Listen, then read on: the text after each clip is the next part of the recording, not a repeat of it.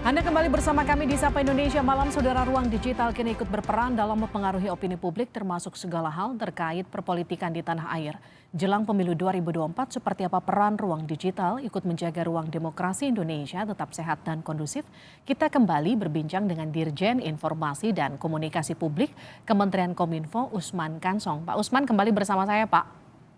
Iya, Pak, tadi pertanyaannya, Kominfo kan saat ini telah menggunakan cyber drone. Apa itu Pak cyber drone? Kabarnya ini efektif iya, untuk mendeteksi konten digital di dunia maya.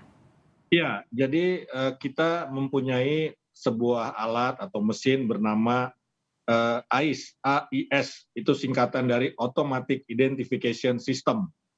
Nah, jadi AIS ini ya bagian dari artificial intelligence juga yang senantiasa memantau ruang digital, dan ketika kita menemukan konten-konten negatif termasuk konten disinformasi ya terkait dengan politik, ya terkait dengan pemilu.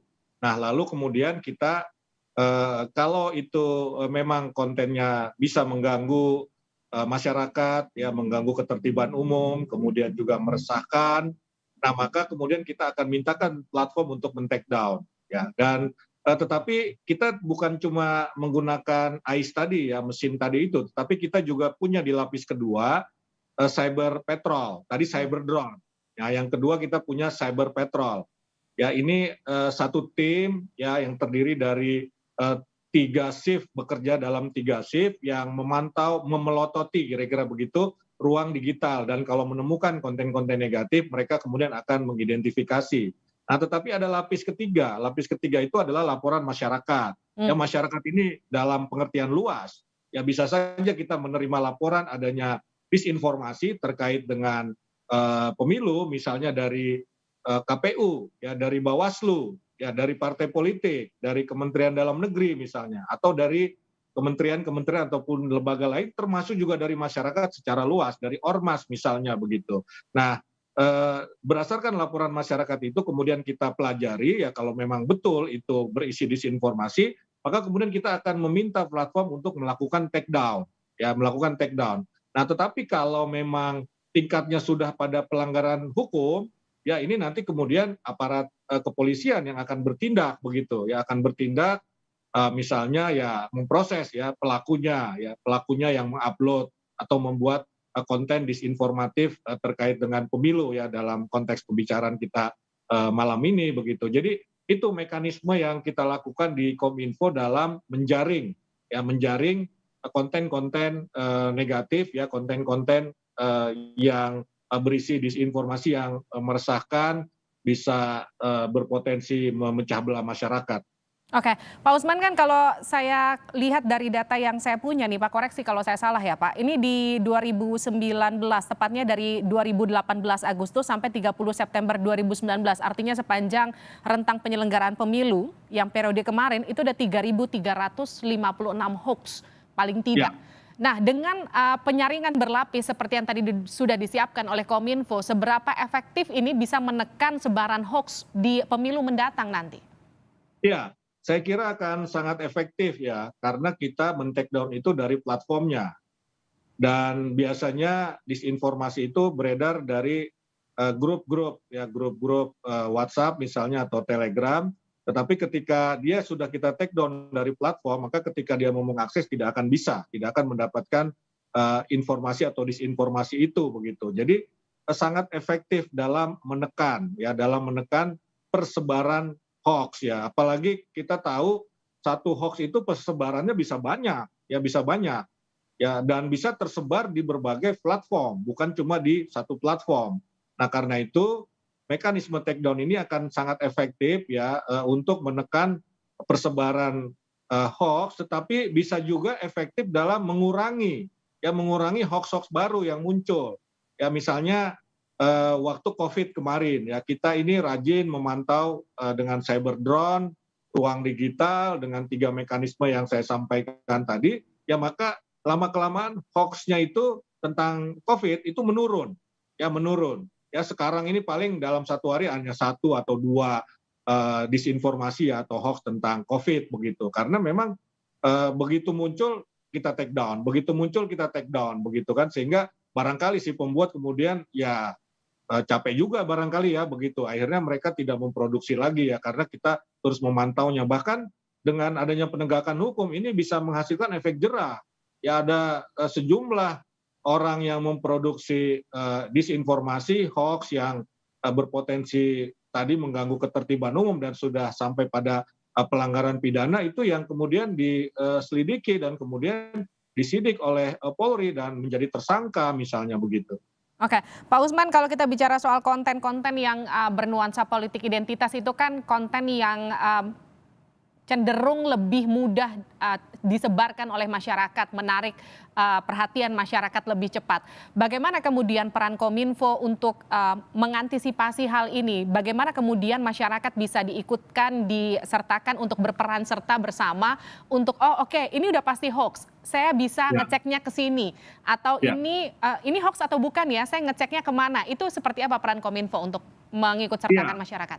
Iya, jadi kita dalam hal ini bekerja sama dengan masyarakat secara luas, misalnya dengan Ormas, dengan NU, dengan Muhammadiyah, dengan Majelis Ulama, dengan PGI, dan organisasi-organisasi keagamaan dalam memberikan literasi digital. Kita juga misalnya menyampaikan cara praktis begitu ya, untuk mengidentifikasi apakah satu informasi itu hoax atau bukan, dengan rumus to good to be true or to bad to be true begitu. Jadi kalau satu informasi terlalu bagus untuk benar, atau terlalu buruk untuk benar, ini patut kita curigai ini hoax.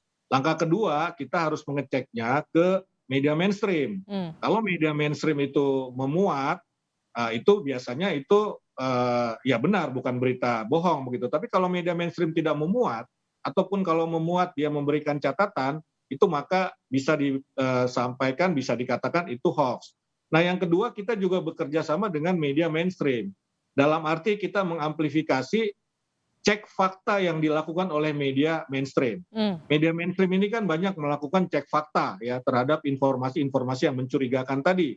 Lalu kemudian media mainstream membuatkan kontra narasinya dan kami melalui kanal-kanal yang kami miliki, baik di Kominfo maupun di pemerintahan lain, di lembaga dan kementerian lain, ini kemudian menyebarkannya, mengamplifikasi untuk memperluas informasi bahwa satu informasi itu melalui mekanisme cek fakta yang dilakukan oleh media adalah sebetulnya informasi bohong begitu. Nah, ini saya kira akan membantu masyarakat ya untuk mengidentifikasi apakah satu peristiwa hoax atau tidak. Ya bahkan ada juga masyarakat yang kadang-kadang karena dia punya akses ke saya atau ke teman-teman di Kominfo biasanya langsung bertanya juga, ini hoax bukan ya begitu ya. Biasanya kami langsung melakukan pengecekan dan kita sampaikan secara personal kepada yang bertanya itu begitu. Dan di Kominfo, di kominfo.go.id itu ada namanya aduan konten.id begitu. Jadi bisa saja tanya di situ begitu. Kirimkan ini kami dapat informasi ini.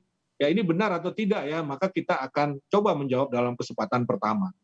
Oke, Pak Usman, bagaimana kemudian mengajak publik untuk mengisi ruang digital dengan konten-konten yang lebih positif? Kalau misalnya tadi kita bicara soal mereka yang lebih mudah terhasut, itu memang informasinya terkesan lebih menarik buat masyarakat. Tapi bagaimana kemudian kalau peran Kominfo mengalihkan itu menjadi konten yang lebih sejuk, lebih positif, yang kemudian bisa dibangun di tengah masyarakat? Upayanya seperti apa? Iya, jadi kami ingin mengatakan ya bahwa media sosial itu pada dasarnya punya fungsi yang baik kalau digunakan secara baik juga. Media sosial itu bukan untuk dimusuhi begitu, tapi justru untuk diakrabi, ya untuk kita akrab dengan dia begitu. Misalnya dalam konteks politik, media sosial ini kan menjadi sarana untuk pendidikan politik bagi masyarakat. Bisa dilakukan oleh partai politik, oleh para kandidat. Nah, ini yang sebetulnya kita dorong ya ke masyarakat secara luas termasuk partai politik, elit-elit politik agar mari kita menggunakan media sosial sebagai ruang untuk berdemokrasi, menyampaikan pesan-pesan yang positif, lalu kemudian mendapatkan respons dari masyarakat, melakukan pendidikan politik ya, bukan malah kemudian menampilkan pesan-pesan tadi untuk membentuk opini publik, tetapi bukan dengan fakta rasional, melainkan dengan post-truth ya, dengan konten yang sifatnya emosional dan menyentuh keyakinan personal atau identitas personal itu tadi.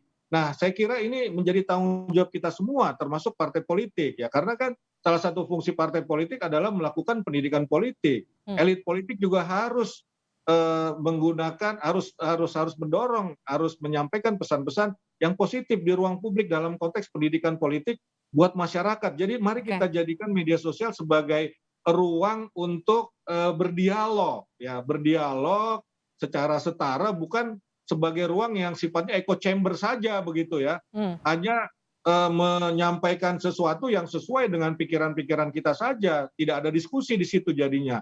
Yang ada adalah konfirmasi kan begitu. Padahal media sosial bisa kita jadikan semacam public sphere ya, atau ruang publik untuk kita saling berdialog, berdiskusi, saling beredukasi, tukar pikiran dalam konteks demokrasi tadi itu begitu. Oke, Pak Usman, ini pertanyaan mungkin yang terakhir untuk Anda. Kalau tadi saya tertarik dengan bagaimana keikutsertaan para elit politik untuk ikut bersama-sama menjaga kondusivitas di ruang digital kita.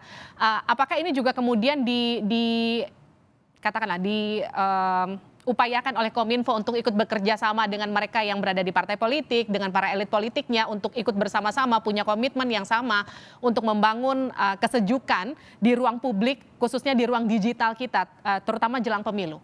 Iya, jadi tadi seperti saya sampaikan, kita sebetulnya melakukan literasi digital dengan secara luas dengan kelompok-kelompok masyarakat, termasuk partai politik ya, apalagi dalam konteks pemilu ini.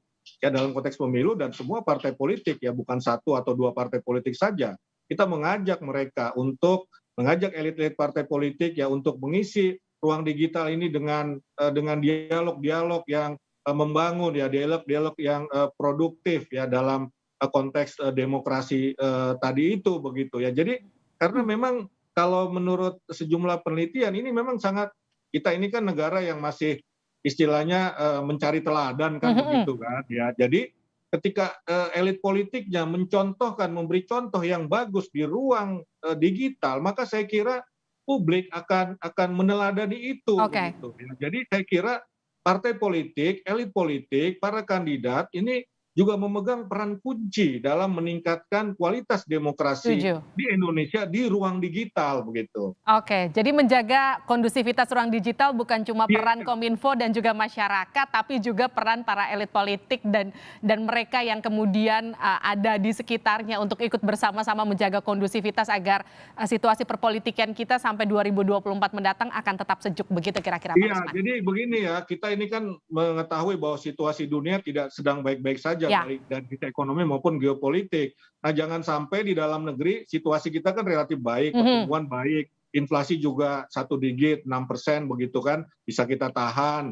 Situasi politik relatif stabil, ini jangan sampai menjelang pemilu karena tadi ruang digital dipenuhi dengan disinformasi, maka jadi tidak stabil juga. Akhirnya persoalan ekonomi dan politik kemudian kita alami juga di dalam negeri begitu. Baik, itu jadi tanggung jawab kita bersama. Terima kasih. Betul sekali. Dirjen Informasi dan Komunikasi Publik Kementerian Kominfo Usman Kansong telah bergabung bersama kami di Sapa Indonesia Malam. Terima kasih.